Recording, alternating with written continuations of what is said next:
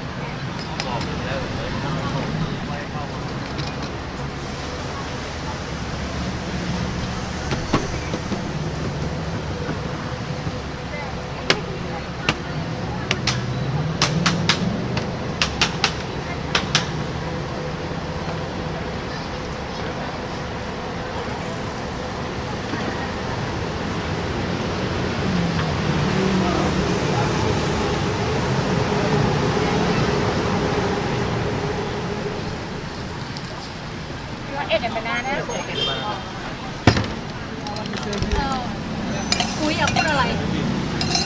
อยากพูดอะไรอยากพูดแบบว่าพูดเลยพี่จะทำให้เพราะว่าพี่มีเวลาไม่มากพี่ต้องกลับพัทยาอีกไงพี่ต้องนั่งรถบัสกลับรอบนี้โอเคไหมจะพูดพร้อมกันนี่เดี๋ยวรอให้มันเสร็จจะเริ่มยังไงดีบอกว่า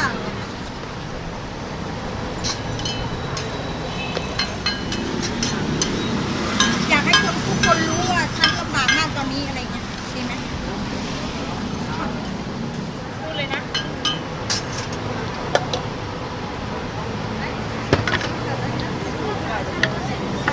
เด็กน้อยเนี่ยว่าเพื่อนจะกินกันกันนึงไม่มาแต่ว่าไม่พอให้เขา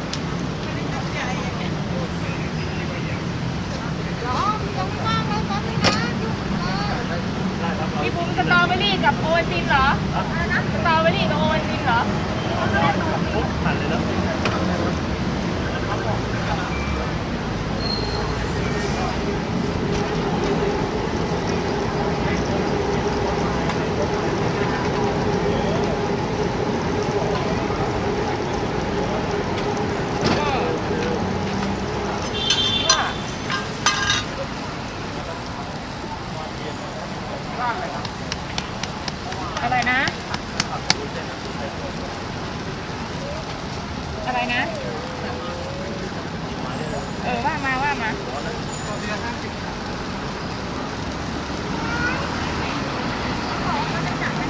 เอาวีสุกเอาวีที่ใส่ได้เนี่ย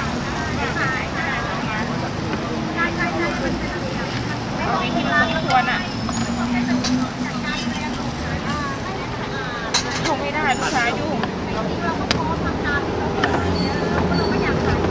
กะมาด้วยวันประมาณไหนก็กะมาแล้วก็มาเลยยังไม่มีเลยค่ะพอดีมันมีภาพที่ว่าเขาทำแม่ค้าโรตีล้มแค่ล้มแล้วเขาจะกระทืบนะผมนึกพ่อค้าแม่ค้าคนอื่นก็เลยมีการรับที่น้องก็เลยวิ่งดึงไปแล้วก็แค่สกิดที่ตรงนี้ว่าใช่แล้วจะกระทืบเล่นจะกระทืบแม่ค้าคนก็มีกันเลยไงได้สวยไหมว่าเราต้อนเขาไม่ให้เขาเดินทางแกเราอยู่ข้างหน้าเขาเลยใช้กระแทกแต่เราไม่ล้มคนนี้ล้มไงเขาบางลากขาเขาแบบเบาบางเนาะใช่แล้วคนนี้เขาเลี้ยวขาจะกระทืบคือว่าเขาแบบไปยิงแบบใช่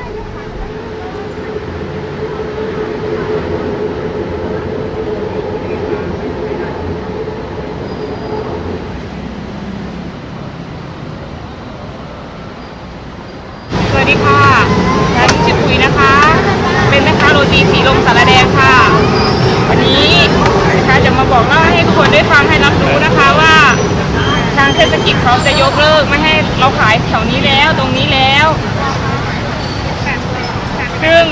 เขาจะให้เราไปเข้าที่เอกชนซึ่งเราไม่สามารถเข้าไปที่เอกชนได้เพราะค่าใช้จ่ายการเช่าที่นั้นมันเกินที่พวกเราจะสู้ไหวค่ะมันแพงเกินไปแล้วเราก็ไม่มีเงินตัวหนูเองก็ไม่มีเงินที่จะไปสู้ที่จะไปเช่าที่ได้การค้าของเรามันได้กำไรเพียงเล็กน้อย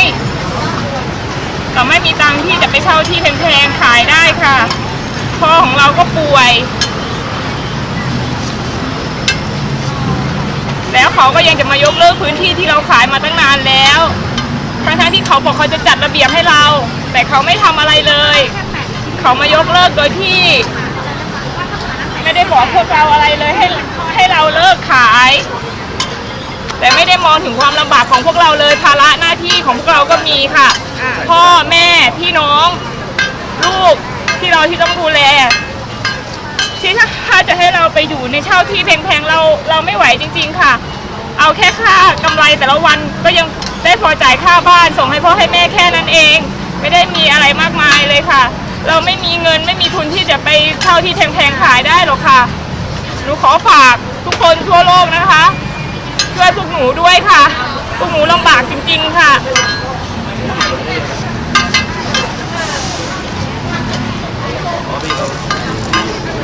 ถ้าพวกเราไม่ได้ขายเราก็ไม่รู้ว่าพ่อแม่เราจะอยู่ยังไงเพราะตัวหนูเองเป็นเสาหลักของครอบครัวที่ต้องดูแลพ่อแม่และลูกต้องเรียนหนังสือภาระหน้าที่ทุกอย่างตัวปุ๋ยเป็นคนดูแลครอบครัวรวมถึงพ่อค้าแม่ค้าทุกคนที่อยู่ตรงนี้ไม่ต่างอะไรกันเลยค่ะขอบคุณนะคะขอบคุณนะคะผู้ชมทั่วโลกที่ทำให้ปุ๋ยมีวันนี้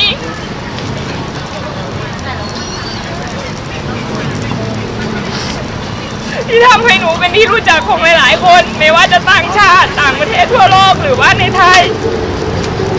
รบกวนช่วยพวกเราด้วยค่ะพวกหนูลำบากจริงๆค่ะไม่ใช่ว่าลำบากแต่ที่พวกหนูลำบากจริงๆค่ะ